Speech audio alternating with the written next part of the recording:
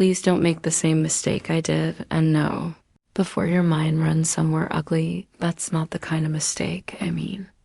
I didn't run away. I didn't burn my life down in one bright, reckless hour. I didn't do the thing people would whisper about over coffee, or lower their voices to repeat at church suppers and family gatherings. If anything, what happened was quieter than that. Much quieter. That's what made it dangerous. I let myself be seen. At my age. That sounds foolish, doesn't it? Dramatic, even. A woman pushing 60, married for nearly 4 decades. Standing in her kitchen with reading glasses on top of her head and onion skins in the sink. Telling you the most unsettling thing that ever happened to her began with being looked at properly. But if you've lived long enough inside a life that fits well from the outside, you know exactly what I mean. There is a kind of loneliness that does not come from being abandoned. It comes from being accompanied so faithfully for so long that no one notices you've gone dim. My husband, Frank, is not a bad man. I want that said clearly. He has never been cruel to me. Never raised a hand, never emptied the bank account, never gave me some grand betrayal I could point to and say there. That was the wound. He is steady. He is decent. He still locks the doors before bed and salts the wok in winter before I ask him to. He remembers to take out the trash on Thursdays. He calls if he'll be late. After 36 years of marriage, those things are not nothing, but steadiness can flatten into sameness if you aren't careful. By the time this happened, our marriage had become a house with all the furniture in the right place and none of the windows open. We knew each other's rhythms so well that we no longer listened for the music. Frank liked his eggs the same way every morning, one slice of toast, marmalade in winter, and strawberry jam in summer. He watched the weather twice, even when it hadn't changed. He fell asleep in his chair some nights with his hands still on the remote. I folded his shirts. He tightened loose cabinet handles. We discussed grocery prices, our son's work schedule, whether the gutters needed cleaning, whose turn it was to call his sister. We were not unhappy in any dramatic way. We were simply longer awake. That spring had been wet.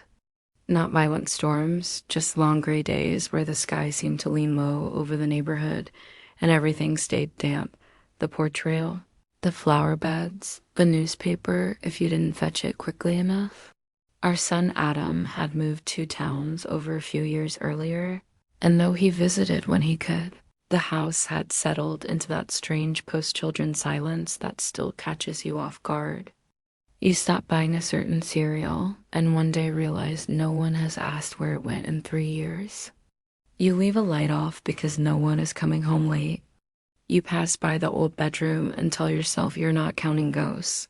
Adam had a friend named Luke. I'd known him. In the loose way mothers know their children's friends since the boys were in high school. Not well, then mostly a tall young man at our table. Always polite, always saying thank you, always the one who'd bring his plate to the sink without being asked. He'd had a hard time at home, I knew that much, though never the details. Frank liked him because he worked with his hands and didn't complain. Adam liked him because he was dependable. I liked him because even at 19, he'd had the rare gift of looking people in the face. When they spoke, over the years I'd hear his name now and then. Adam ran into Luke for coffee. Luke had started his own contracting business. Luke had bought a little house near the river. Luke's mother had gotten sick. Luke had helped Adam move a couch. The ordinary passing mentions of a life growing up alongside ours. By the time he knocked on my door that afternoon, he was 36 years old. I know some of you are already measuring the gap. I measured it too. Every day after it was raining, not hard, but steady enough to silver the windows and make the maple leaves outside look dark as bottle glass. Frank was at work. I was standing at the counter trimming the stems off a bunch of tulips I'd bought to cheer up the dining room. Silly, maybe, but a woman does what she can. The kettle had just started its soft ticking sound on the stove when I heard the knock. I remember wiping my hands on a dish towel before I opened the door. Luke stood there on the porch, damp at the shoulders, one hand holding a small cardboard box under his jacket. Double quotes, Mrs. Carter, he said, and smiled. Sorry, I know this is strange. For one ridiculous second, I thought something had happened to Adam. I must have gone pale because he immediately said, No, nothing bad. Adam asked me to drop this off. I was working nearby and he forgot it in my truck last week. Said you might be home. The relief was so quick it made me lightheaded. I put a hand to my chest and laughed, though it came out thin. Well, I said, you nearly frightened 10 years off my life. He looked sorry for that in such an earnest way that I found myself smiling for real. He held out the box. It was some old framed photographs Adam had borrowed for a birthday slideshow and forgotten to return. Such an ordinary reason. Such a small thing. Only then did I notice the rain dripping from his hair onto the porch boards. Come in for a minute, I said. You're getting soaked. He hesitated. Not performative hesitation, real hesitation. The kind that comes from not wanting to impose. Just until the rain lets up a little, I added. I've got the kettle on. He stepped inside and carefully wiped his boots on the mat. That small care struck me before anything else did. He looked around the entryway as though he remembered it, though we'd repainted since the boys were young. There is something strange about seeing a man in a body, where you still faintly remember the outline of a boy. I took his jacket and hung it over the back of a chair in the kitchen. His shirt was damp across the shoulders. He apologized twice for bringing the weather in with him. I told him not to be silly and fetched him a towel. He rubbed his hair with it once and laughed under his breath. This kitchen smells the same, he said, like onions and tea. And that lemon soap you always used, he said. I turned and looked at him then, properly. You remember that? He shrugged. Some things stay with you? That should have been nothing. Just a kind remark from a familiar man standing in my kitchen while rain tapped at the windows. But something in me shifted. Maybe because so little in my life surprised me anymore. Maybe because memory is one of the most intimate things we offer without touching. I poured tea into 2 mugs. Not the nice cups, just the blue stoneware ones we used every day. He wrapped both hands around his and stood rather than sit, as if not wanting to settle too deeply into the room. How's Adam? I asked, busy, he said. Happy enough, I think. Happy enough. Isn't that a phrase for a whole generation of marriages, friendships, lives? I asked after his mother, and he told me she had moved into assisted living that winter. He said it plainly, but there was a tiredness at the corners of his eyes I hadn't noticed when he first stepped in. I asked how he was managing, and for a moment he didn't answer. Then he said, I'm learning you can do everything right and still feel like you're falling behind. It was not the sort of sentence people usually speak in kitchens. Not unless they've either had too much wine or they are too tired to pretend. I don't know why, but I answered him honestly. Yes, I said. You can. He looked at me then. Really looked. Not politely. Not admiringly. Not in any of the crude ways women learn to fend off. He looked at me as if I had just stepped into focus, and that was the beginning. The rain eased after 10 minutes. He set his empty mug in the sink despite my telling him not to. At the door, he thanked me again and reached for his jacket. His hand brushed mine, nothing more than that. But I felt it in the center of my chest, like a small dropped stone in a deep well, before he stepped back onto the porch. He said, You always ask how everyone else is doing. I smiled.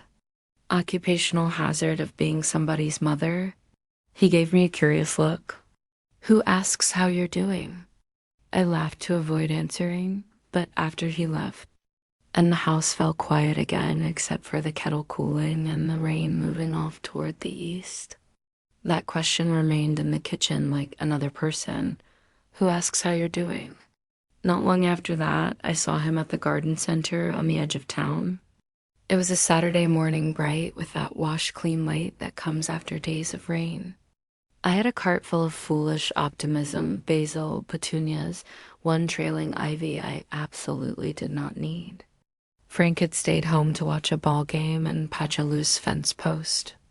I was comparing tomato seedlings when I heard my name. Not Mrs. Carter. My first name. Elaine. I turned, and there he was in work jeans and a faded gray t-shirt, holding 2 bags of mulch as if they weighed nothing. He looked apologetic, the way people do when they've crossed the line before deciding whether it was a line at all. I should tell you, after that day in my kitchen, I had thought about him more than I should have. Not in some feverish, girlish way. More like a song you hear once and can't quite stop humming. I had replayed his question, "Who asks how you're doing?" while folding towels, while brushing my teeth, while lying beside Frank in the dark, listening to him breathe. So when he said my name there among the herbs and hanging baskets, I felt heat climb my neck like I had been caught at something. "I suppose you're old enough to get away with that now," I said lightly. He smiled. "I was hoping so." We talked beside a rack of marigolds for maybe 15 minutes. Nothing scandalous. Tomatoes, weather, Adam, his mother, whether deer would ruin the hostess again this year. But there was an ease to it that unsettled me. Frank and I had spent breakfast discussing windshield wipers. Here I was speaking to a younger man in morning sunlight about how Basil likes to be pinched back. And it felt God help me alive. When I reached for a flat of impatiens, he took it from me without comment and set it in my cart. Such a simple gesture, such a dangerous one, because it implied he had noticed what I needed before I asked Dot at checkout. He insisted on carrying the heavier bags to my car. I objected. He ignored me in the respectful way kind men sometimes do Dot as he set the soil in my trunk. He said, "You shouldn't lift that much alone." I heard myself answer, "I do most things alone."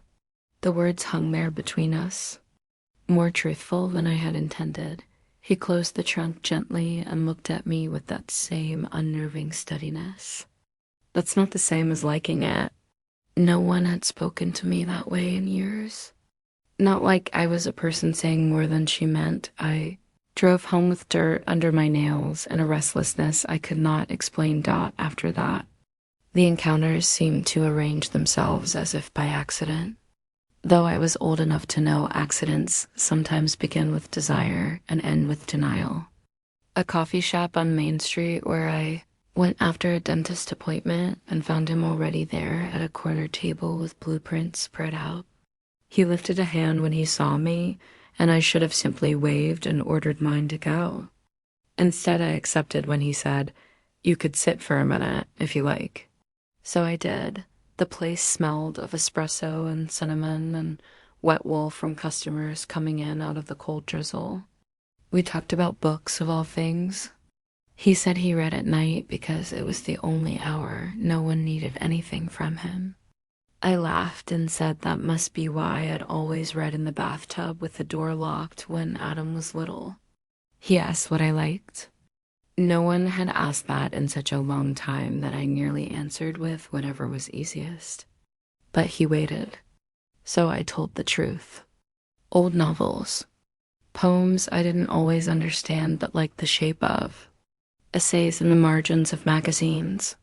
He listened as though my preferences were not a bit of trivia, but a map. At one point, a strand of hair fell into my face, and I tucked it behind my ear. I remember that because he looked away for a second, not dramatically, just enough that I knew he was carefully managing himself. And there, in that tiny act of restraint, the room changed. You must understand, it wasn't what he did. It was what he did not do. He never flirted in any cheap or practiced manner. Never leaned too close. Never said the sorts of things insecure men say when they want to test a woman's boundaries. He was gentle, attentive, and maddeningly decent. That made the whole thing harder to name and therefore harder to resist out at home. Frank remained exactly as he had been. He was tired. He had paperwork. His knee ached when the weather changed. One Tuesday night, I made roast chicken, mashed potatoes, green beans with almonds. I set the table. He ate, thanked me, and spent 10 minutes telling me about a new guy at work who loaded the truck wrong. I nodded in the right places. I cleared the plates. He went to his chair. On the counter, my phone lit up with a message from Adam about Sunday dinner plans, and all I could think was, when was the last time anyone asked me what I liked? I felt ashamed the moment the thought formed. This is how it happens. Not with a hotel key or a lipstick stain, but with comparison. With one person seeing the outline of your inner life and another, through no villainy of his own, no longer remembering it as there. Guilt came quickly. Sometimes it sat in me like a fever. I would scrub the sink harder than necessary, as if cleanliness could become moral correction. I would tell myself sternly that women my age ought to know better, ought to be grateful, ought to stop being so susceptible to attention. I avoided Main Street for a week. Then I found myself taking the longer route home that passed the river because I knew his truck was often parked near a renovation. There, I did not stop, but I noticed. That was almost worse that the third time we were alone together. It was purely by chance, or so I told myself. I had gone walking on the paved path behind the library one cool afternoon in late May, the kind of day when the air smells green and the lilacs are just starting to turn. Frank had forgotten we were supposed to visit a friend in the hospital and taken on an extra shift helping a neighbor with roofing. He called to apologize, and I said it was fine. It was fine. Everything was always fine. I walked because I didn't know what else to do with the unused tenderness in me. Halfway down the path, I saw Luke sitting on a bench overlooking the pond, coffee cup beside him, elbows on his knees. He looked up as I approached, and something in his face softened before he even smiled. "Am I haunting you?" he asked. I was about to ask you the same thing. He moved his coffee so there was room on the bench if I wanted it. I should have kept walking. I sat dot. We watched ducks make needless little V-shapes across the water. A woman passed pushing a stroller. Somewhere a lawnmower started and stopped. The ordinary world, carrying on around us dot. He asked how I was, and this time I didn't dodge. "Tired," I said. "From what?" I almost laughed. "Isn't that the question, really?" He tipped his head, waiting dot, so I told him something I hadn't meant to tell anyone. Not because it was huge, but because it was true. I said I had begun to feel like a useful object in my own life, reliable, well cared for, no longer mysterious to anyone, including myself dot. He was quiet for a moment. Then he said, "That's a lonely way to disappear." I looked down at my hands clasped in my lap. I didn't say I was lonely. "No," he said softly. "You didn't?" When I turned toward him, there was no mistaking it anymore. Not desire exactly, though perhaps that was there in some quieter, sadder form. It was recognition. Dangerous because it was mutual. He broke eye contact first. "My mother asks me a question sometimes," he said. "When she's having a clear day." I waited. She asks, "Are you happy?" Not, "Are you managing?" Not, "Are you busy?" Not, "Is everything handled?" Just that. The words landed inside me with the weight of prophecy. "Are you happy?" Such a simple question. Childlike, almost. Embarrassing in its directness. I stared out at the pond because I could not bear to answer immediately. Finally, I said, "I don't know when I stopped asking myself." He didn't reply. We sat there in the thin gold light of late afternoon while a breeze moved through the trees overhead. One of his hands rested open on the bench between us, not touching mine, not reaching, simply there. I became absurdly aware of that empty space, of how small it was, of how much it contained when I stood to leave. My knees felt unsteady. At home that evening, Frank asked whether the hospital visit had gone all right before remembering he hadn't gone with me. Then he said, "Sorry, honey. Long day," and kissed the side of my head while looking past me. For the sports section, I nearly burst into tears. Not because he was cruel, because he wasn't, because I could not blame him for the things he did not. No, he had stopped seeing Dot after that. I tried to behave sensibly. I truly did. I threw myself into practical things, cleaned out the linen closet, reorganized kitchen drawers, baked bread from scratch, though the weather was too warm for it. I called Adam twice in 1 week just to hear my son talk about nothing important. I suggested to Frank that we go out to dinner one Friday. He looked surprised, then pleased, then distracted because he had to reschedule an oil change. We went anyway. The restaurant was nice enough. Candles in little glass cups. Overcooked salmon. A waitress young enough to call us adorable when Frank reached for the check before I could. Across the table, I looked at the man I had built a life with. His hair had thinned. The backs of his hands were spotted now. He still wore the same aftershave he wore at 40. I loved him. That was the terrible part. I loved him. But love, left untended, can become so quiet you confuse it for absence. "Frank," I said as he unfolded his napkin after dessert, "are you happy?" He blinked at me. "Happy?" "Yes. With what?" "With us, with your life." "With me." He shifted in his seat, uncomfortable. "Where's this coming from?" "I'm asking." He gave a short laugh, not unkind, just uncertain. "Elaine, we've got a good life. House is paid off in 3 years. Adam's doing well. We're healthy enough. What's there to complain about?" "That isn't what I asked." He looked genuinely puzzled, then mildly irritated. "I don't know what you want me to say." And there it was. The whole marriage in one sentence, not because he didn't love me, because somewhere along the line he stopped believing there was anything left in me to discover. I said it was nothing. I said forget it. We drove home with the windows cracked to let out the smell of fried food, and he reached over once to squeeze my knee as if that settled matters. I put my hand over his and smiled into the dark where he couldn't see my face. A week later, Luke came by again. This time there was a legitimate reason. Adam was coming for Sunday dinner and had asked Luke to bring over a set of folding chairs he'd borrowed after a work event. Frank was supposed to be home, but got held up helping his brother with a dead battery.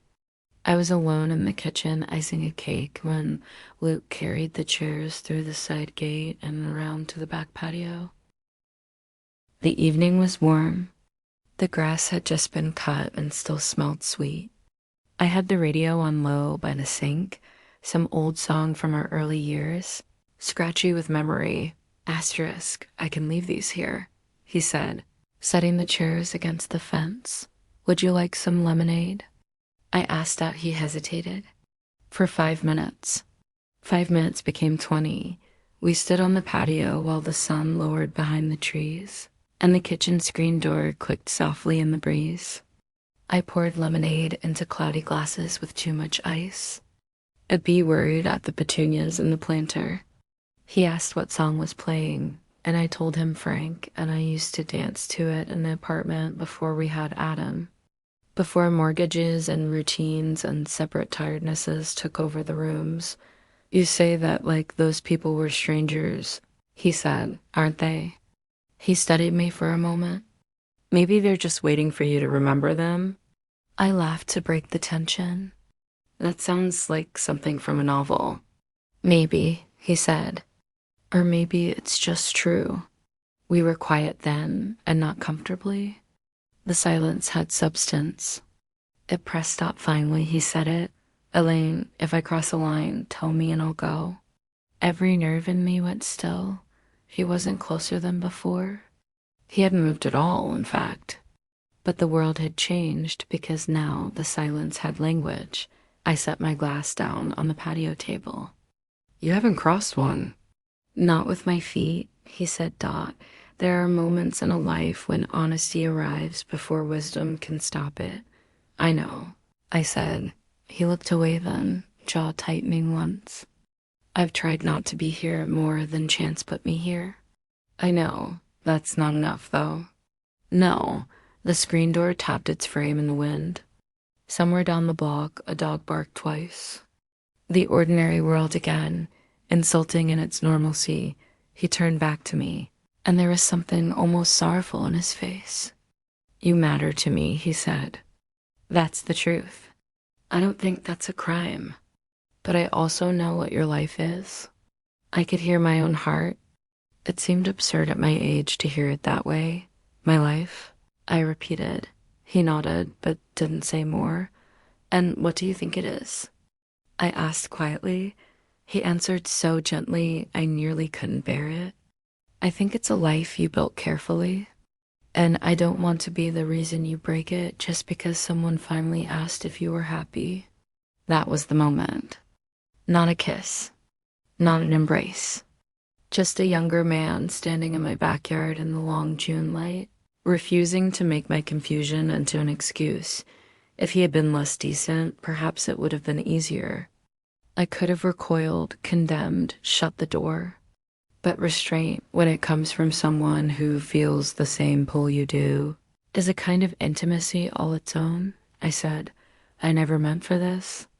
I know, he said again. The repetition of it undid me. Not because he knew everything, because he knew enough before either of us could say anything else.